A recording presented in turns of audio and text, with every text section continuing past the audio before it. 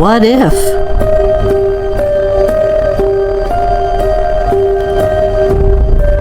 You woke up tomorrow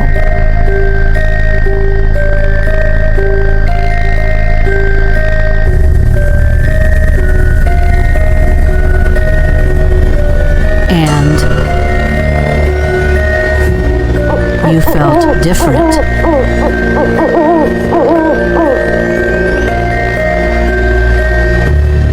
What if?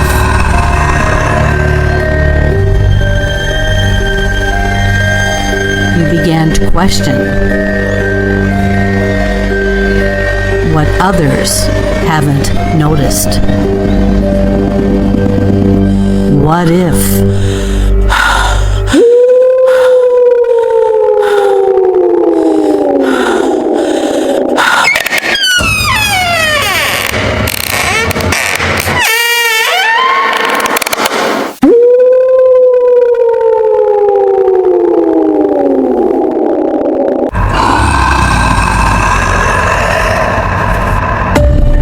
I began to have experiences I could not explain at a very young age. Our worldview is filled with intrigue, wonder, adventure, and of course, mysteries. However, there are some situations that we cannot fully explain, and it's time we open up this dialogue and talk about our experiences. I am your host, Dr. Kelly Renee Schutz. Welcome to Haunted Mysteries. Welcome to Haunted Mysteries Podcast. I am your host, Dr. Kelly Renee Schutz. This show will air every other week on the Get Haunted Podcast Network. So sit back and relax, and if you miss it, go to the Get Haunted Podcast Network Facebook page or to my YouTube channel under Haunted Mysteries Podcast. Spend an hour every other week with us, delving into what most of us are chasing after: answers to unexplained happenings. This show brings you a bit of chatter, topics, theories, guest interviews, and more. May you be a believer in cryptids, apparitions, UFOs, consciousness abilities, or anything else. Know that there is another person out there who has experienced something similar or a bit stranger. It's not always in our imagination. This episode is pre-recorded.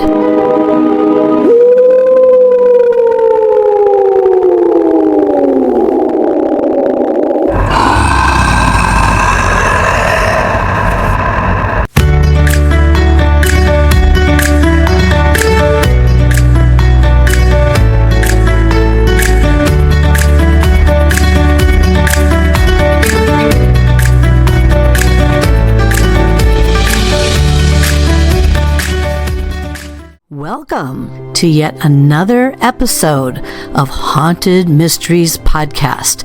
My name is Dr. Kelly Renee Schutz. I am the host and the producer of this show. We have a very involved show this evening. Kat Ward will be with us, and she is a paranormal experiencer and sensitive, and has been since a very young age. She grew up on the east coast of Canada in the province of New Brunswick. Finding answers to the unexplained has led her in becoming a paranormal investigator with the Canadian Supernatural Research Society, which is based out of the Ottawa Valley in Ontario. Helping people has always been her mission, to understand their paranormal experiences and to comfort them in knowing they are not alone in their experiences. And this is what led Kat into starting her own podcast called Paranormal Heart Podcast. Kat has also narrated an audiobook in the series called The Obsidian Guardian, as written by J.B. Coates. We had a lot to talk about this evening, so sit back and grab yourself a pillow and welcome to yet another episode with my guest, Kat Ward, on Haunted Mysteries Podcast. Well, welcome, Kat, and thank you so very much for coming back to the show today. Anytime. Thank you so much. I love talking with you. Oh, Kat has been on various shows of mine, and she's now going to be on a few new ones of mine. And so I'm very excited to have her be back. She's very fascinating, very interesting. And actually, I was just thinking about this the other day. I think I might be wrong here.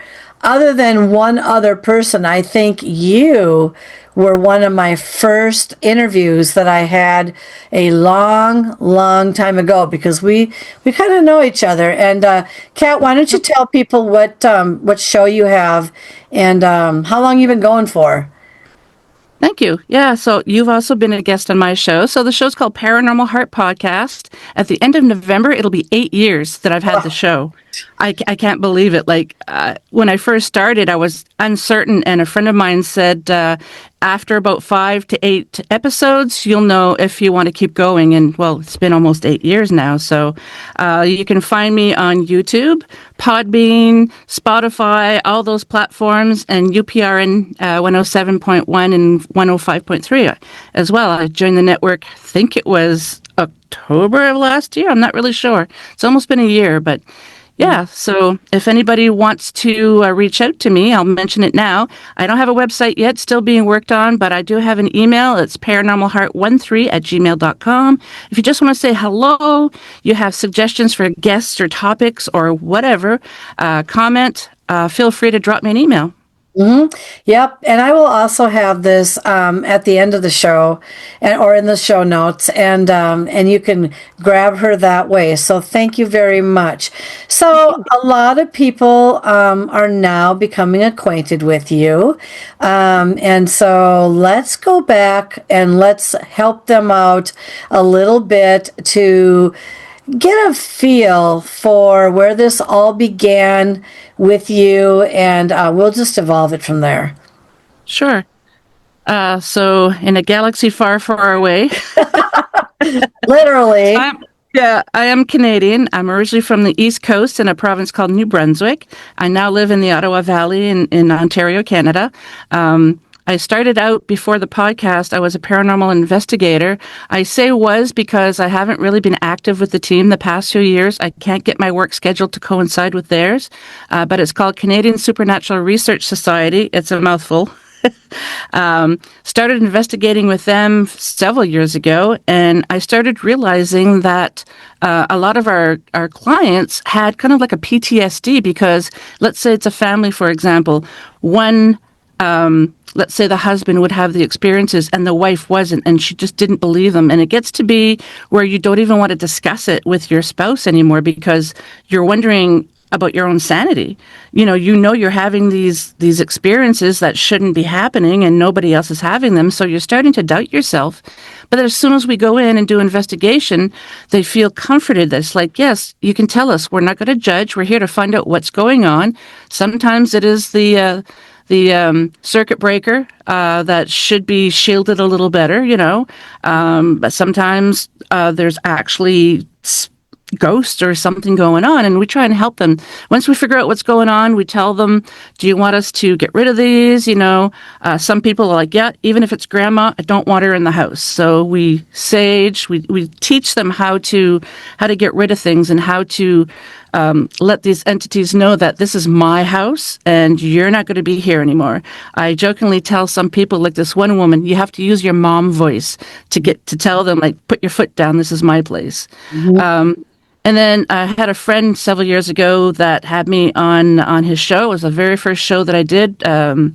Oh my God, I can't remember what it's called. It's from Odd to Newfoundland, with John Mallard. And I had some family and friends say, you should start your own podcast. And each time I was like, hell no. Yeah. So when I mentioned that to my husband, he's like, well, why don't you? I'm like, I don't know. That's something somebody else does.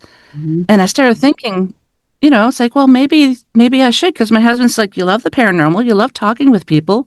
It's a no-brainer. So it took me a year until I actually started thinking about it, until I actually put out an episode, because I wanted to make sure my audio was perfect. Because to me, there's nothing worse than listening to a show and the audio is crap. Yeah. It just takes away from it for me. So finally, a friend of mine said, okay, when are you putting the show out? It's been a year. You're not gonna, like, try not to get perfect. Just, do the show. And it's like, okay.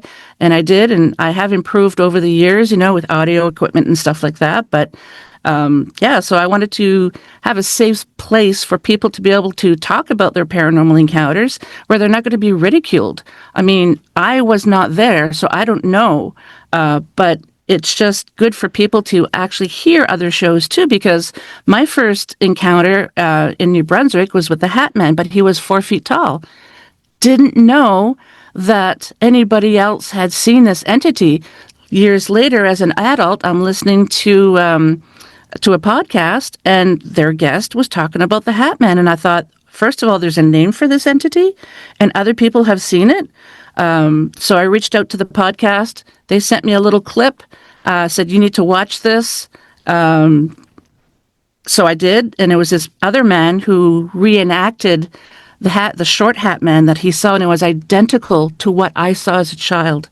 I'm still trying to find this guy on YouTube because I want to talk to him. This is like 10 plus years, I think, that when I saw this. But to know that other people are experiencing the same thing was such a huge relief. Like, you don't actually question your sanity as much, So that's pretty much the skinny on how I started the show. Yeah, it's kind of interesting because most people don't realize or have, first of all, a lot of them don't have experiences at all.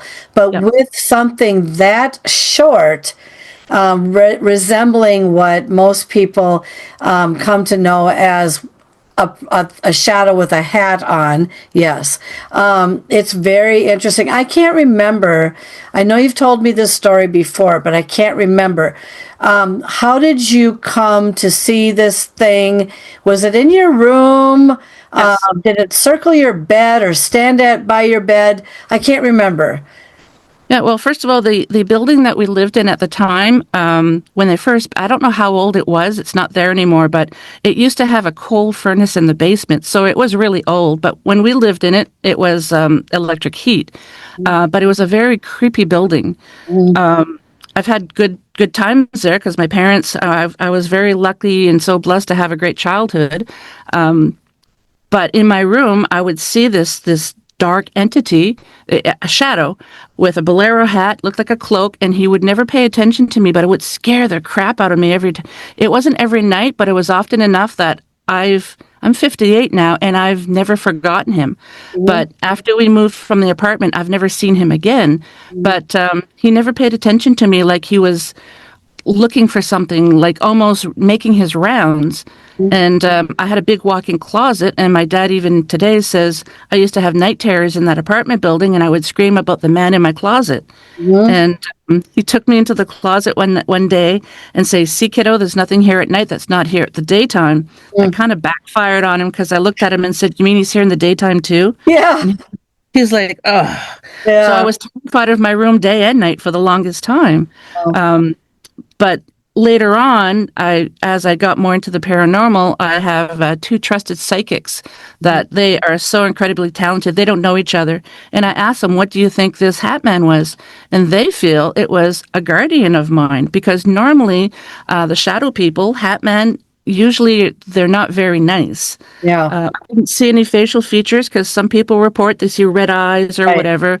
Has carrying a stopwatch, but those are the taller ones. But the short one was apparently, to my friends here, said that it was a guardian. So I don't know. And I've been trying to, I have to go back home and maybe look at the old archives to see. I still remember the address and everything. So I want to see if I can find out any information about that building. Yeah. I mean, something that happened before the building was built. Something happened in the building. Like, I don't know. It's just, it's driving me nuts because I want to research it, but the building's not there anymore. Yeah. Well, that's the whole thing. Oh, did you say they took it down or tore it down? Yeah, they tore it down many years ago. Yeah. Yeah. And, a person doesn't really know whether that residual energy still resides there. Some people say, oh, if we live in a parallel world of some sort and the veil is really thin, that essentially if there's anything residual, that these apparitions are just going about their day in an empty space as if they were in their house from before that's been torn down. I just find it so bizarre that something would just continue to carry on with its energy, even though the structure's not there anymore. But then when they walk through walls, do they really know that they're walking through a wall? Question mark, right? So Exactly. Yeah. it is fascinating though. And yeah, it's kind of sad. I mean, eventually things have to come down, or they're going to end up getting burned down or fall down, or something's going to happen Yeah. to them. And then you just wonder if the land of which something resided, I don't know, if like, again, if there's any residual energy, anything like that. I can't remember. I consider myself a sensitive. I always have been, just because I haven't tried to really hone in on it, and and it just happens. If there's something negative, I call it my spidey senses. I get tingles on my back. I see things in my mind like it was a memory. Like, let's say I'm thinking of you maybe 5 years ago and you were wearing a red shirt. That's how I see things. Right. And sometimes I'll be thinking of a person and I see colors associated with them. So I'll Google the shade and I'll send it to them saying, I'm seeing this color with you right now. Does it mean anything? And it could be the exact same shade for another person, but they have different meanings. I never know the meaning. I'm thinking of the individual. I see that particular shade and I ask them, and then they're like, yeah, totally. It does have meaning for them. So it's kind of neat that happens, but, yeah. Do you get flashes? I get flashes periodically, and then something like, I mean, flashes depending on, for example, if I'm at a horse racing event or something like that, like the Kentucky Derby, and I'm betting on a horse just for fun. Sometimes I get a flash of either the number or the color. Do you get flashes like that? Yeah, I also hear things every once in a while. So my husband and I went to this place in Ontario, just outside of Ottawa a few years ago, and there's ruins there, old buildings. So we decided we're going to go see what the ruins are like. And this one building, the closer we were approaching it, I kept hearing horses. And I was just like, I don't know, but that building, it's horses. So as we approached it, it used to be a stable. And I was just like, oh, okay then. So my husband's like, no way, like you could hear the horses. I'm like, yeah, I heard the horses. You couldn't enter the building, but we could look in through the window, and it's like, okay, that's kind of neat. So it's really interesting, and I absolutely love it when you have confirmation like that. Yeah. So you've been doing a lot of different shows now on your podcast, and you've interviewed quite a lot of people with interesting types of backgrounds. Is there anybody that comes to your mind, as I'm asking you this question, who has just kind of stuck with you a little bit more than all the others, even though it's not, doesn't mean that they're any more special. It just means something struck her that, I don't know, that maybe was meaningful to her, or whatever. Have you thought about that at all, on who that might be, or you don't even have to mention their name, just what the subject matter was? Oh yeah, for sure. I've been asked this question a lot, so I'm going to mention him. His name's Dr. David Perrodin. He used to have a podcast called The Safety Doc, because he goes into schools and stuff like that, and he teaches people about situational awareness. And very, very interesting guy. He had one paranormal experience as he was he had to write his thesis for his university degree, and he had to go in and hand it in. So, and this one, like, I love every one of my guests, but this one is just a little more different, and it just, for whatever reason, grabbed my attention. So he walks into this building, and he knows he has to go up to the second floor or whatever it was. So, it's being renovated. The building's being renovated because it's really, really, and I can't remember the name of the university or where, but it's very, very old. I think from the 1800s. Wow. So it's being renovated, but normally in today you usually have like caution tape, cones or whatever. He said there was none of that, and it was kind of like dusty, like a hazy, and he could hear. There was all the workers were gone. He could hear workers doing the repairs, but it was with the old-fashioned tools, and he's just like, okay, that's kind of strange. So he all of a sudden, this guy comes out of nowhere, all jovial, and if memory serves, he was dressed kind of like a train conductor, I think. And he says, "Oh, hey, I'm gonna guide you to where you need to go." And David's like, "Okay."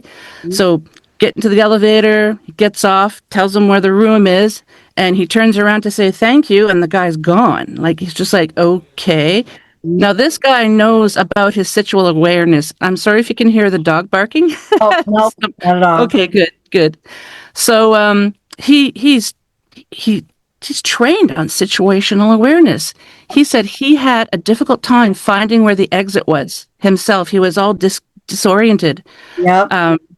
And by the time he finally was able to get out, it was dark, and there was his vehicle and one other vehicle where it was daytime. He was only there to drop off his thesis. He wasn't there for very long, but then, like I said, he got lost.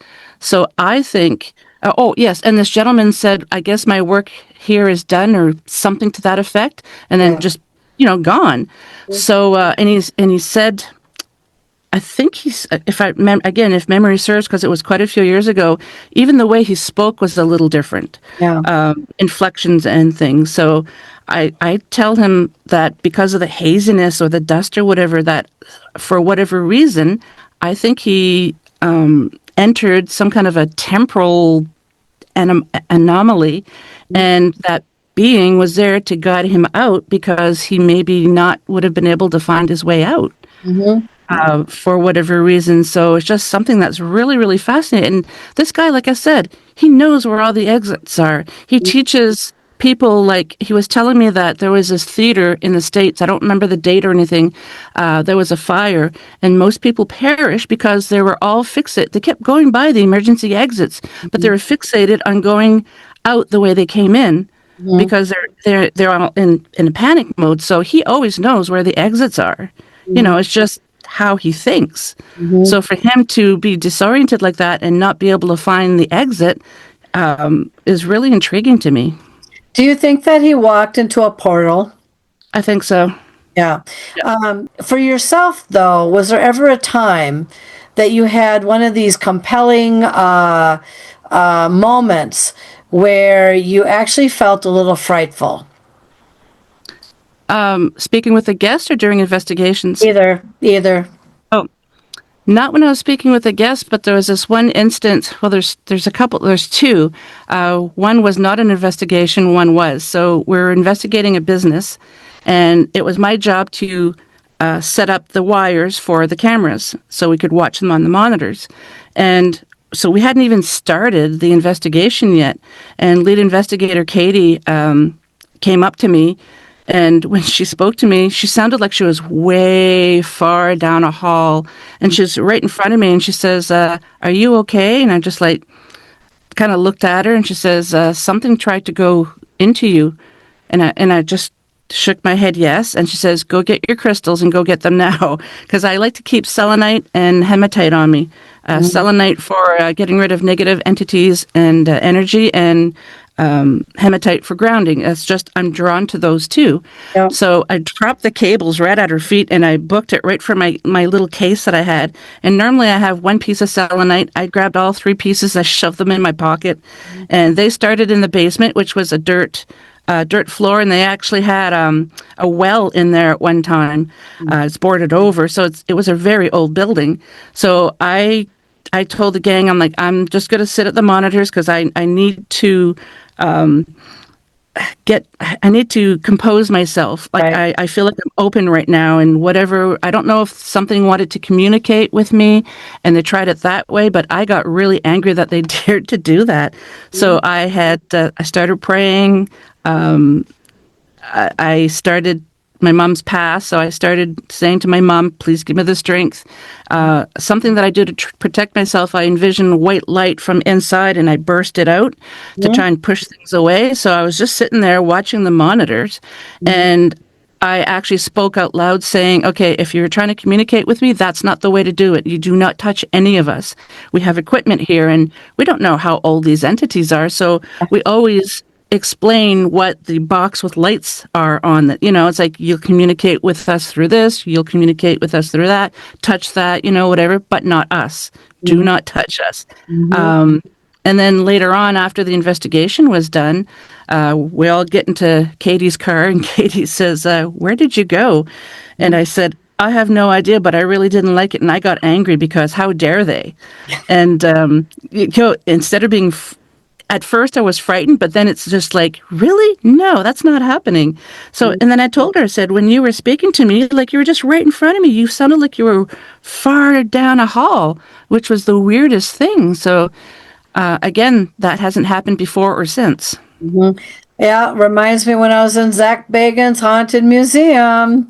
Something slipped right at me and took me out on the stairwell, and I practically crawled up the stairs. I laid against the wall, and I shut the place down for 8 minutes. But when you said it sounded like they're far away, my sister was screaming, because she couldn't tell what was going on with me. Something had actually I call it, they found their crack, and then they slipped right in. And when I was looking out, they all sounded like they were in a drum, and I saw these shadows. That's what it looked like through my eyes. And I kept hearing this one gal that was kind of leading at first the pack, can you continue? And just like a far away. It was like being in a drum. It's very crazy. You don't know where they're slipping into. Over time, have you figured out how they manage to creep inside us, some of us?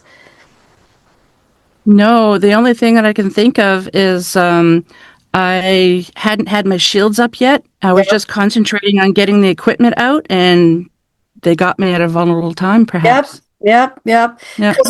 Because that's what I said when I went in there. Oh, this is nothing more than like an antique store. We should be protected. It's all behind glass, yada, yada, yada. Oh my God. Yeah, it had the right moment, the right time, and then bam. So that's very interesting. I didn't know you also had a similar experience like that too. So, and let's go back to some of these guests here, because I have quite an interesting group of people come on the show once in a while, and they all have something to offer. They all have a very unique perspective. A lot of them have that might do the same type of work or same type of thing, has a different way of going about it or whatever. I don't know. My question to you now would be, and I'm sure it may or may not happen on this show. Usually I have some unusual things happening either on my guest side or on my side when it comes to the interview. Like I could see on one of my interviews, there was an orb, literally saw the orb go around my guest and into this doll that he was just about to show me that was haunted, or he believed it was haunted. Yeah. I've had all kinds of crazy things happen while I have my shows, and they more crazy though when I start talking to people about their UFO experiences or what they think where this comes from. Let me zip it back to you. Have you experienced yet anything crazy that may happen in your environment or the other person's environment that you come to recognize, like, oh, this is bizarre? Anything? Yeah, I had this one guest. He told me that there was something over my right shoulder that he could see, some entity. I don't remember what the description was. And all of a sudden, our CO2 monitor went off, and it speaks as well. Is that the one that speaks, or was that another house? Like an the Ovilus or something? Well, no, because there was one house that would, the fire alarm would say, in French and English, fire, feu, Oh, carbon monoxide, monoxide de carbone, and it would beep and do that. But I don't think it did speak. It was just beeping. yeah, And I thought, what's going on? So I opened up the door and I told the guests, I'm like, I'm really sorry. And I asked the family, like, what's going on? They're like, I don't know. The carbon monoxide things going off, which was really weird. It's never, ever done that before or since. They even tried bringing one of the carbon monoxide detectors from the basement to plug it into that one. And it was just like, that didn't go off. So they thought they'd bring the one that was going off into the basement. Nothing's going on. And as soon as they put it back, it's just like, was it a faulty unit? Like, I don't know. It's never done that. So that was kind of weird. I was like, okay. And the guy's like, yeah, apparently someone's trying to say, hey, I'm here. yeah. Yeah, Yeah. and why do they always pick these things anyway? I know that they like to pick on electronics because obviously they have some kind of a energy surge or whatever that they're Mhm. getting off of that. But they do seem to show themselves in very interesting ways. Have you ever had anything disappear on you and then reappear, but reappear in some very unusual spots? Have you ever had that yet? Oh, yeah. Throughout my life, like set of keys, I know I placed them right there and then they're gone. I've actually, over the years, started saying, okay, joke's on me. Could you put them back, please? Yeah, And they'll either appear at the same spot or someplace else. It's just like, okay, I know, because keys, you put them at the same spot. At least I do. yeah, Uh, yeah. so it's like, why are you over there where I wouldn't even have gone over there? It's really Well, interesting. Something trying to get your attention. yeah, and it's if you had I mean, I have cameras up in my house for various reasons, Hmm. particularly, and of course, there's a lot of orb activity that goes on, and people have their opinions about orbs, of course, but the intelligent ones usually can tell them versus anything else that might appear to be dust or moisture or whatever, or some bug or something like that flying around. But you can't have cameras in your house 24/7. It gets to be a little bit crazy. Yeah. When they take that, it would be just so fascinating to just see if they floated across the way and were placed down, or if they just suddenly disappeared and then reappeared in another spot. That's the mystery that I don't think a lot of people have ever really gotten to see or capture. They just go, "Where are my keys?" And it's just like, bring them back and don't. And logically, it just seems kind of interesting. Yeah.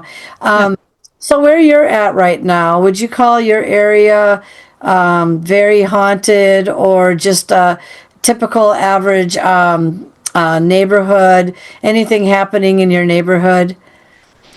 Well, I do live in a military community, so PMQs, which are military housing, I find we've done a few investigations in the PMQs, and somebody asked me once, why do you think there's a lot of activity in these houses?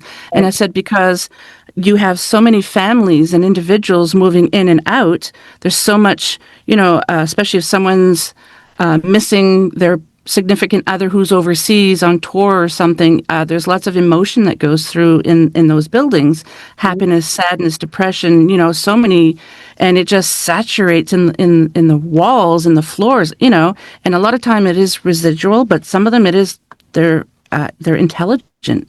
Mm-hmm. So I do find that military housing, they're a little more active than other houses, I feel anyways. That's interesting. I never really thought about that. I guess the other thing might be like it seems like anything form of trauma or was it PSTD or something like that. Maybe, PTSD. Yep. yeah, could also enlighten something or awaken something because there's a lot of different emotions that come along with that too. But I never really thought about that. I want to think about that in terms of maybe delving into it, or if I do write another book, which God, I hope not, but I'm sure it'll happen. Maybe that's something, or a new twist that I'll do is start looking into some of these interesting things, which brings me to like a hospital, for example. We hear of so many things going on in hospitals and nursing homes. And of course, there's a lot of emotion there. There's a lot of things. There's a lot of not just fear, but there's just a lot of everything that goes on there. Have you heard of many stories or anything of people that have experienced something in a hospital, as an example? Oh, yeah, definitely. I've experienced something at the Edmonton hospital. So our daughter had to go for some tests. And so my husband and I took her, and they were going to be like at least an hour doing some tests. She's fine, by the way. This is a few years ago. And all of a sudden, like my husband and I are walking hand in hand, and all of a sudden he could feel a shift in me, and I'm tense. And he goes, "You're picking up on something." I'm like, "Children, children, so many children, so it's too much, too much." I just kept saying that over and over, and we kept on walking. And then he goes, "Now I know why." I'm like, "Why?" I looked up. We were in the children's hospital. I didn't know that. Oh, So they were all coming. I could envision them all coming. It's like, "Oh, she can see us. She can hear us. She knows we're here." And I had to tell them, "Please, it's too overwhelming. Just could you back off? Like, you can follow us. That's fine, but just don't crowd me because it's just overwhelming." And they did. But that was the weirdest thing. All I kept mumbling to my husband's like, "Children, so many children, too many children," and yeah. So that was really interesting. did they die there? Is that why they were I think so. following you, or yeah? You Yeah. bring up a good point about being a beacon, or I call myself a lighthouse, and it's on Yeah. 24/7. And it's just like, I used to, do a lot of searching, ghost searching and stuff like that. Periodically, I'll try to put myself in a haunted bed and breakfast or something perceived. And I always tell people, I don't usually have to go looking for it. Usually it comes and finds me. So the roles have reversed here over time. How do you feel with yourself? Because obviously you're still, or you were, quite a beacon, and things do have a tendency to come toward you. Yeah. So my husband is ex-military. He just retired this year after 26 years, and we were living out west, and we were in Ontario on our house hunting trip. And the military doesn't give you a lot of time. That they give you like 5 days to find a house. So in 2 days, we looked at over 20 houses. And my husband kept asking me, "What are you sensing?" I'm like, "Nothing. They're neutral." The house that we did buy felt happy. So that's the one that we wound up buying. But there was this one house. There's only two houses. So you go down one of the streets, and on the left, there's a little side street. There's only two houses. And then there's the Ottawa River right there. It's a military guy that was posted out. Him and the movers were there. He's getting packed up. Like, he hadn't sold his house yet. So the realtor, my husband and I went to check it out. And as soon as I walked onto the property, I felt something wasn't right. So it had almost an acre of land on this one house, which is a lot for this area. Yeah. So we go up into the attic because they had turned the attic into a bedroom. And it's just like, "Oh, this is amazing. This is where we could have our bedroom." So I'm halfway up the stairs, and I'm slowing down. And my husband says, "You're picking up on something, aren't you?" And I shook my head, yes. He goes, "It's not good, is it?" And I'm like, "No." All I could sense was something that was very, very ancient. And in my mind's eyes, I saw two huge eyes, or my mind's, two huge eyes wake up. Like, I woke up, whatever it was, and it was not happy because I woke it up. It's like, okay, do the white light thing, push it out. So then we continue the looking through the house, and we're in the basement. Packers are still there. And then we didn't tell the realtor what I do. So all of a sudden, but I think he sensed something because I said, "Yeah, you guys can continue. I'm just going to go outside." All three of us, the realtor, we're all like, just booked it out of the house. So he must have sensed something too. And I told the team, I said, if I won't be surprised that if we receive a phone call because whoever's going to buy this house, maybe that thing is still there.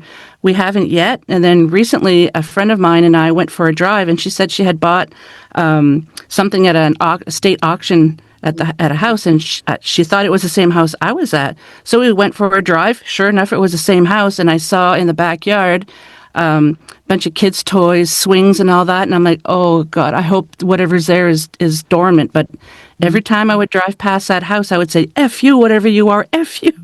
It's like, yeah, we're not going to buy this house. Message received, and I'm good. We're not going to buy the house, but I haven't heard of anybody having any experiences there. So, well, you bring up a good, interesting point, because I've been through a number of houses myself. I'm on my fifth house after so many years, a lot of years. And there is, like, even when a person is trying to sell their house, there are so many energies that come in to look at your house, go through it. I mean, usually I try to empty my homes when I'm selling them. I don't need to have anything displayed or set up, because the time of year usually is going to sell pretty quickly.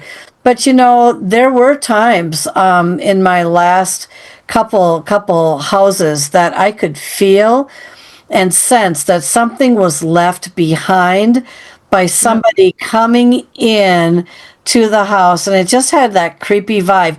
Or better yet, you go in and you buy this house, and then you find out, because it's all of a sudden acting weird and kind of poltergeisty active and all that sort of thing, then you find out from the neighbor that the kids of that house used to play with the Ouija board, but they didn't know how to play with it, so they just played with it. And then, yeah, you know what, they let all kinds of things in there, which I had to deal with. But it's a really interesting type of thing. So did you ever find, obviously you're in a house now, but did you ever find that house that you felt good about, or better about, after all of this? You can sense it.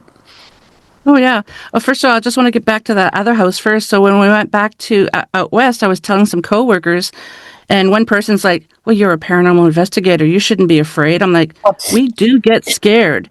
I was not prepared. I'm not there for an investigation. I don't have my shields up. I'm there to buy a house. Yep. I was not prepared." Yep. So that's why. But yeah, the house that we're in now, I sage every once in a while the house. As soon as people start, it's almost like the air just gets heavy, and people start getting a little crabby. So it's like, okay, time to sage, because you bring a lot of stuff from the grocery store or whatever, right? Yeah. So I had finished saging. We had only been here a short time. My daughter and I are in the living room watching television, and the front door, we have used the side door because we never use the front door. And so the dog bed was there, and all of a sudden, my daughter says she saw somebody go to the front door. It had a light source. Mm-hmm. I didn't see that part, but I saw them leave. Mm-hmm. So, but I have to tell you, that winter, it was winter, that winter, it snowed every day. And then the next year we had massive flooding, but we had lots and lots of snow. So it sounded like somebody, so we have the inside door, then the outside door. It sounded like somebody tried to rip the outside door off. Animals reacted and everything. So I get up, and it was a Thursday, because I remember that's when we get our flyers. So I thought, well, maybe the person for the flyers tried to put them in between the door or whatever. So I go look outside. There's no footprints in the snow. Oh, God. Yeah, none. And it's snowing, but it was not that much time that the footprints would have been covered with the snow. If there was somebody there, I would have seen the footprints. Mm-hmm. Nothing. So my daughter's like, "Mom," and I'm saying, "Well, maybe it's the house shifting." She says, "No." I'm like, "Yeah, well, maybe it's this, Mom." I'm like, "Yeah, you're right. And this is why I sage." I don't know what tried to get in, but it couldn't get in. Did they leave any kind of a dent in the door, or did the door seem like it worked fine after you tried it? Well, the door was ajar. Yeah. And I have the little deadbolt on the door. Yeah. So that's probably what the bang was as they're trying to rip the door, and the deadbolt or whatever, it's just a small one, was in a little bit, but it wasn't out fully, but the door was ajar. And it's just like, okay, then. And it Yeah. wasn't the wind. No, I know. Well, and I can add to that because I was sitting in my office one night, and this is in a former previous home, and all of a sudden I heard whammo, like bang. It sounded like someone picked up a chair or something and threw it across the room. And of course, keep in mind that nothing ever, in this case, nothing ever got thrown across the room. Nothing was ever thrown, nothing ever fell down, nothing. Well, there was one thing. So I had this poster thing here, and it was locked in pretty tight. And you would had to have taken your fist and literally punch it really, really, really, really super hard. And I think the whole thing would have fallen over, but it never did. The thing did pop out though.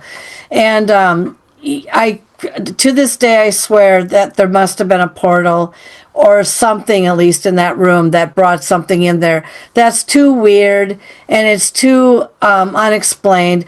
Just like your door situation, it's too weird, it's too unexplained, and no footprints in the snow. And with even though it was snowing, you would have had some footprints, obviously still there despite it all. So very, very interesting. I know.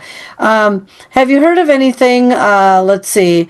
There's one individual I'm going to be interviewing on the show. I believe I saw him on your show, who you guys were talking about human combustion, I believe. And he seemed relatively knowledgeable about that. Do you remember any remnants of that interview that you had? You had kind of a round table with a few other individuals. What kind of consensus or conclusions did you guys come to during that? I didn't get a chance to watch the whole episode. It's just a really strange event. I mean, we've all done some research, and there was actually a case in the UK. I can't remember if it was a man or a woman, and the coroner actually put cause of death, spontaneous human combustion, which was really weird. But to me, like if something's going to, some people talk about the wick effect. If you have too much fat and you've drank alcohol and things like that. But to me, that doesn't make sense. If the heat is hot enough to be able to do that to a human body, why is it the chair that they're sitting in has not been singed? I don't get it. I just, it's such a fascinating topic, and it's something that back in the 80s, 90s, used to see it all the time on Ripley's Believe It or Not, and they used to talk about it a lot back then, and all of a sudden you don't hear about it. So that's why I wanted to do the little round table, and some people are like, oh yeah, you haven't heard about that in a while. So I don't know why it's not discussed anymore. Does it not happen anymore? Or I don't know, but I really don't know what's caused it. Yeah, I was at a conference in Las Vegas, and some topic came up. Maybe he was just curious, but there was a guy that was who brought up the story of his friend who actually humanly combusted and to ashes. Yeah, he was, and he was pretty depressed when he brought it up. Yeah, my friend, and he just combusted, and I think he was searching for answers too. But there's obviously, we have some kind of electricity of some sort, sparking us and keeping us also going. And I know I have a tremendous effect in some way, and I don't even know how I do it on electronics and everything. So there's some kind of connection there. But it is fascinating. People are like, nah. It's like, nope. There are some things we can't explain in this world, and whatever it was, too much alcohol combined with whatever, and then oof, kind of like, there's these trees that actually can light themselves on fire from the inside out. There's a certain oil that they have inside these certain trees, and at a certain time or a point, they actually can self-combust themselves on That's fire. interesting. Yeah, I know. I can't remember which tree it was, but all of a sudden you see the thing going up in flames. You don't want to be next to that tree. But it's very interesting, though, and everything. So if you had to make some recommendations to people about, I don't know, probably ghost hunting, searching, or thinking about some of these topics that we talked about today and how to wrap our heads around it, what kinds of thoughts would you bring to the table on all of this? How so? Well, let's start with ghost searching and hunting. I know people say ghost searching or hunting. What would you recommend that people not do? Because there's going to be a lot of new listeners listening to this show right now, and there might be some newbies out there wanting to explore. That's red flag number one. Explore some of this stuff. What would you suggest they really think about before they delve into this? First of all, don't go investigating alone. You should have a buddy system, not just because something could happen with spirits, but what if you're out someplace in the wilderness, whatever, and you fall in a hole? Nobody's going to know that you're there. Right. You need to have a buddy system. So to me, you shouldn't go alone. Don't antagonize the spirits, because do you really want to upset something that you really can't see, that could potentially push you or throw, or, and know what your equipment is able to do. I have a FLIR, one of those things that it tells you, I can never describe this piece of equipment properly. It's not meant for ghost hunting, but we use it. I could put it in front of you and your head's going to be red on it because it shows the heat. A thermal. Yeah. It's a Thermal. Thank you. Yes. Yeah. Yes. Thermal. So when I first got it, a friend said, again, learn what your equipment is able to do, because a lot of this paranormal investigating equipment is not meant for that. It's meant for something else. So what I did was I'd put my hand on the wall and I'd use the thermal imaging on it. You can see my handprint, and I'd go back 5 minutes later and it's starting to disappear. Well, say you're in a group, and say you and I are investigating, and I didn't know you just walked down that hall and had your hand on the wall, and I come along behind and I see a handprint and I go, something touched the wall. You got to figure that out. So I also had people sit on the couch. I touched my dog's back. You could see it. So just learn what your equipment is able to do, and don't just assume that because it goes bump in the night, it's paranormal, because a lot of times it's not. Yeah, I can add to that one too. There's this one bridge somewhere. I cannot recall where it's at. And I think it has some kind of a incline or a decline or an incline. And people always get excited because they take that thermal, or they take something, and there's all these little tiny fingerprints or these little handprints or whatever on the vehicle in some way. Well, people don't realize that sometimes the oils from their hands or whatever, even though it may have been a clean car or the car has been clean, the minute these hands with the oils or whatever touch this vehicle, can still leave a residue on a clean car. So everyone's like, oh my God, I got handprints on the car, and there's handprints pushing the back of the car and stuff like that because we just had it cleaned, and look at all these handprints. Yeah, but you don't realize that sometimes even when you clean a car, whatever residue it was that it picked up from your hands, just like what you said, can still be there. So people get misled about that stuff all the time. I do agree with you 100%.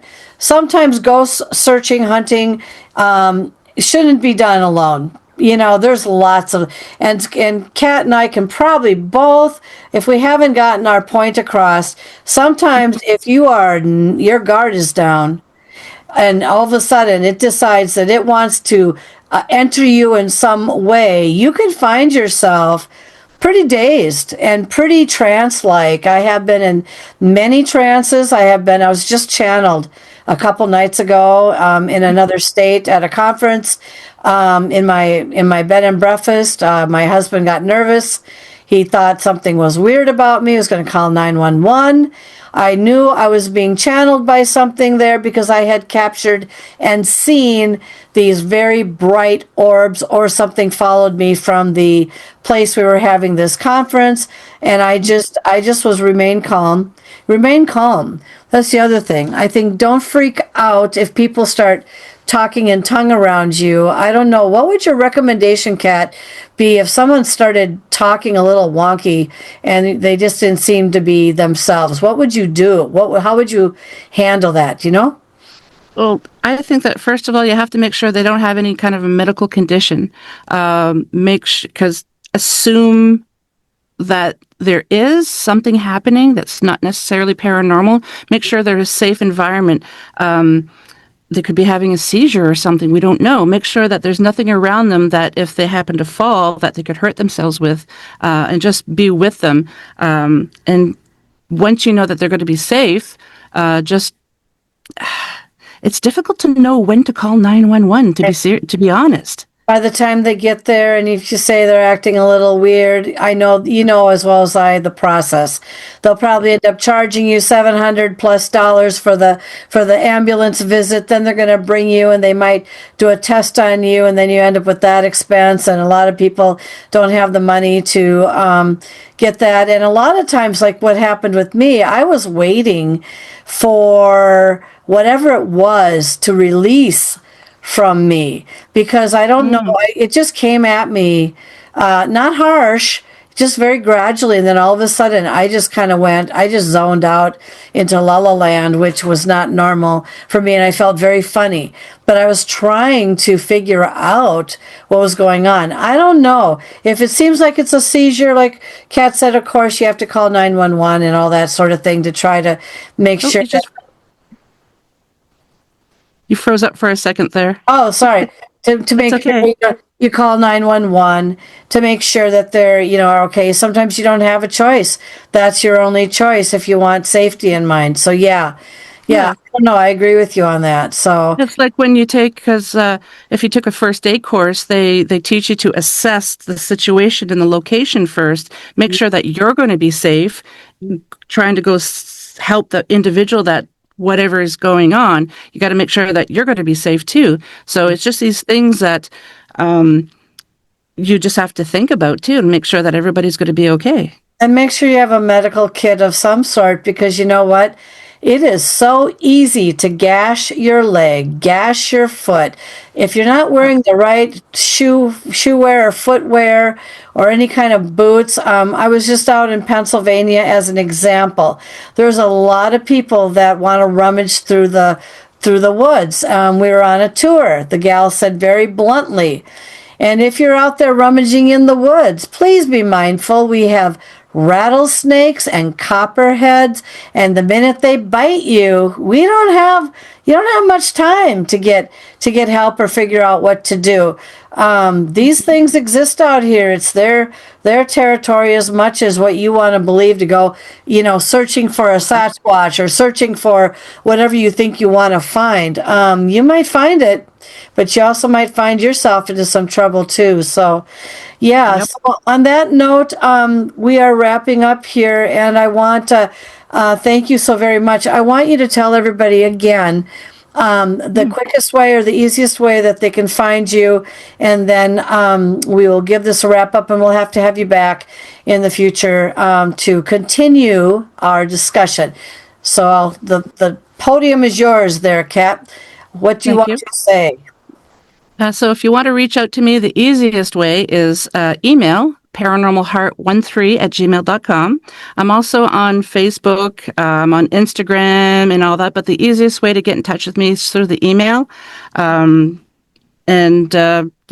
Like I said in the beginning, if you just want to say hello, you want to you have suggestions for a topic or a guest or anything like that. Because when I first started the show, I thought paranormal was just ghosts, and then I realized that no, it's cryptids and UFOs, and it's a broad category. So, I don't know how much time we have left, but I just want to mention that this year I had gone to a Bigfoot conference in Gatineau, which is just on the other side of the water from Ottawa, Ontario. I had Sabine Blais, she is the organizer. I had her on the show. She's going to be doing another one next year, August 15th and 16th. She's going to do a 2-day event, and I'm actually going to have a vendor table, and she's going to give me like 20 minutes floor time just to talk about my show a little bit and introduce myself. So I can't wait. So I hope people will go to that event. It's going to be growing fast because, like, in Canada, we don't have conferences like you do in the U.S. So she is a trailblazer for sure. Well, we have too many of them to the point where, they get a little thin, here because people don't know where to go anymore. But up there, that should be really, really exciting. And I'm glad she's giving you some time. And again, Kat's going to have some good swag at her vendor booth. So, and that's just outside of Ottawa, up on the Ontario side. Yeah. Yep, it's in Gatineau, Quebec. But if you're in Ottawa, there's a bridge that takes you across the river, and Gatineau's right there. Cool. Well, everyone look it up, especially, and I've got a few Canadians listening here, but you know what? There's a lot of us where I live in Minnesota, always going over the border to Canada. So we'll get there once in a while. So on that note, thank you so very much, Kat, for being on the show today. Thank you for watching and listening to Haunted Mysteries Podcast. The content, music, and creative sound effects, as heard on the Haunted Mysteries Podcast, are copyrighted and licensed commercially to Dr. Kelly Renee Schutz. Please do not reproduce in any manner without the express permission of Dr. Kelly Renee Schutz, Diamond Point Entertainment, LLC, Paranormal Universal Press, LLC, Haunted Mysteries Podcast, and or any affiliated networks such as the Get Haunted Podcast Network. The opinions and information expressed by the guest, hosts, and sources as heard and seen on the Haunted Mysteries Podcast are not necessarily those of Diamond Point Entertainment, LLC, Paranormal Universal Press, LLC, Haunted Mysteries Podcast, and the Get Haunted Podcast Network, as well as its producers. Although the content of the shows may be interesting, the information and opinions within are deemed for entertainment purposes only. Subscribe to continue your enjoyment and interest, and thank you for making Haunted Mysteries Podcast part of your day.